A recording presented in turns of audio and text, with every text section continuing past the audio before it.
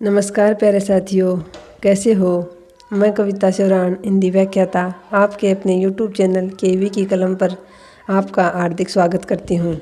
साथियों, फिर से हाजिर हूँ आपके सामने एक छोटा सा वीडियो लेकर। और आज इस वीडियो में मैं बात करूँगी पढ़ने वाले सभी विद्यार्थियों के लिए। अक्सर मेरा वीडियो कंपटीशन की तैयारी करने वाले विद्यार्थियों और उनमें भी टीचर भर्ती की तैयारी करने वाले विद्यार्थियों के लिए होता है, लेकिन आज पढ़ने वाले सभी विद्यार्थी, चाहे वो स्कूल लाइफ के हों या कॉलेज लाइफ के या फिर किसी भी कंपटीशन एग्ज़ाम की तैयारी कर रहे हों, उन सभी के लिए मेरा ये छोटा सा संदेश होगा। जब भी आप पढ़ने बैठें, मैं तो हमेशा यही कहती हूँ कि आप सुबह जल्दी उठें, जल्दी उठकर पढ़ें, क्योंकि उस समय आपका मन और वातावरण दोनों ही शांत होते हैं, तो उस समय आप बहुत जल्दी याद कर सकते हो। लेकिन अगर आजकल बहुत सारे विद्यार्थी देर रात तक पढ़ते हैं, सुबह उनको उठने में दिक्कत होती है, तो वो देर रात तक भी पढ़ सकते हैं। लेकिन साथियों, जब भी पढ़ने बैठें तो हमेशा सबसे पहले विद्या की देवी माँ सरस्वती को मन में याद करके 2 मिनट आंखें बंद करके और उनको याद करके फिर आप पढ़ने बैठें। इस नियम को आप ज़रूर फॉलो करके देखें, आपको फ़ायदा होगा। जब भी आप किताब उठाएं तो सबसे पहले आंखें बंद करें और फिर वाणी की देवी, विद्या की देवी माँ शारदे को स्मरण करें। उनको याद करके कहें कि हे माँ सरस्वती, मैं पढ़ने जा रहा हूँ या जा रही हूँ। मैं जिस भी लक्ष्य के प्रति पढ़ रहा हूँ या जिसकी भी कंपटीशन एग्ज़ाम की तैयारी कर रहा हूँ, वो मुझे मिले। ऐसा आप मन में याद करके 2 मिनट फिर आप पढ़ने बैठें तो आप देखेंगे कि आपको बहुत अच्छे से और जल्दी याद होगा। क्योंकि ये मैंने किया था अभी तैयारी के दौरान। मैं हमेशा से ही मेरा ये नियम है साथियों, अब भी मेरा ये नियम है।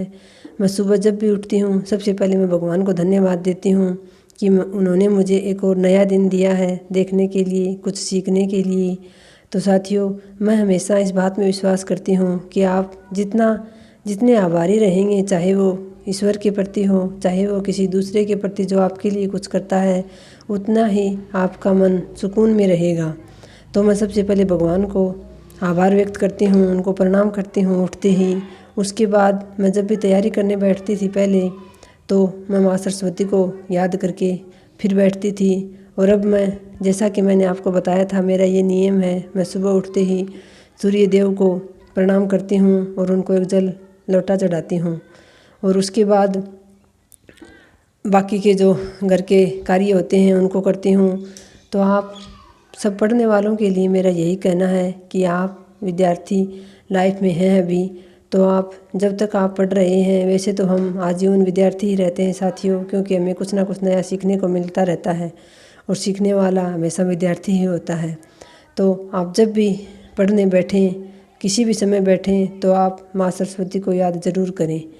मैंने तो साथियों अंत में जब मेरे एग्ज़ाम का 1 महीना था, तो मैं सुबह रिवीजन के लिए शाम को मैं अपने टॉपिक लिख कर छोड़ती थी कि कल मुझे ये रिवीजन करना है।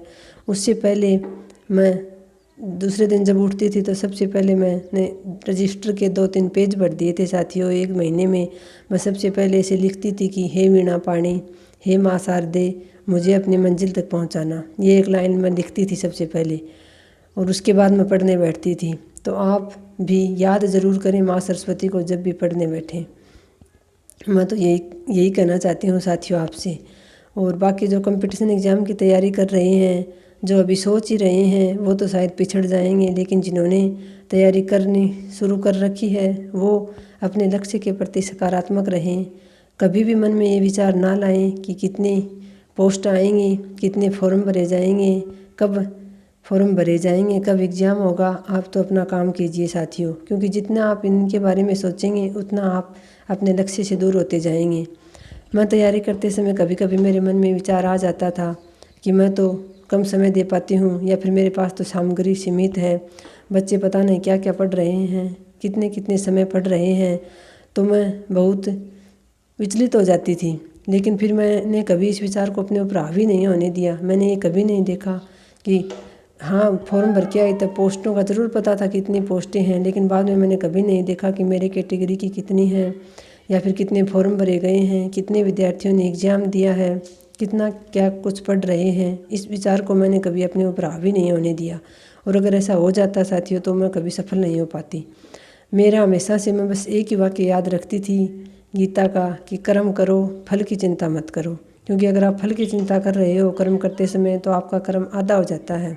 आप कर्म को अपने इष्ट देव के ऊपर, ऊपर वाले के ऊपर छोड़ दें, फल को ऊपर वाले के ऊपर छोड़ दें। कर्म अपना पूरे मेहनत के साथ, समर्पण के साथ करें, अपना 100% दें साथियों। क्योंकि आप जितना फल के बारे में सोचेंगे उतना ही आप अपने लक्ष्य से दूर होते जाएंगे। तो आप सिर्फ अपने कर्म के प्रति ईमानदारी रखिए। ऊपर वाला देख रहा है कि कौन अपना कर्म ईमानदारी से कर रहा है। सफलता उसी को मिलती है साथियों जो अपने कर्म पर ध्यान देता है, फल पर नहीं। क्योंकि फल पर आपका कोई जोर नहीं है, वो जब मिलेगा तभी मिलेगा और जो मिलेगा वही मिलेगा। तो जिस चीज़ पर हमारा कोई जोर नहीं है, कोई वश नहीं है, उसके बारे में क्यों सोचें साथियों। जो हमारे वश में है वही करें। तो कभी भी ये ना सोचें। अभी जो तैयारी कर रहे हैं वो साथी बिल्कुल चिंता ना करें कि कब भर्ती आ रही है, कब एग्ज़ाम होगा। आप तो अपना कर्म ईमानदारी से करते रहिए, अपनी तैयारी पर ध्यान दीजिए।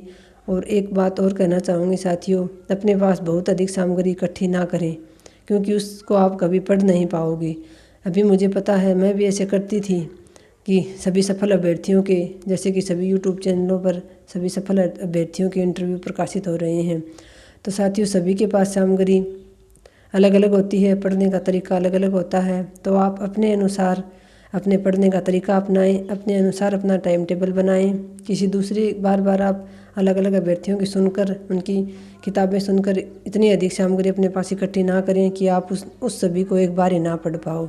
इससे अच्छा है 1 या 2 किताबें ही अपने पास रखें साथियों, उनको पूरी ईमानदारी के साथ पढ़ें। क्योंकि सभी किताबों से 80% पेपर आता है और 80% कभी मेरिट नहीं जाती। तो आप बहुत अधिक सामग्री इकट्ठा ना करें, अपने पास सीमित मात्रा में सामग्री रखें, उसको ही बार बार पढ़ें साथियों, यही कहना चाहूँगी। और पूरे समर्पण के साथ लगे रहें। 2024 में बहुत जल्दी विज्ञप्ति भी आएगी और एग्ज़ाम भी हो जाएगा और आप समर्पित रहे तो सफल भी हो जाओगे साथी। तो आज मेरा ये वीडियो इसी पर था कि आप जब भी तैयारी करने बैठें, जो भी विद्यार्थी है तैयारी करने या पढ़ने बैठें तो माँ सरस्वती को स्मरण करके ज़रूर बैठें साथियों। आज की वीडियो में इतना ही। धन्यवाद। जय हिंद।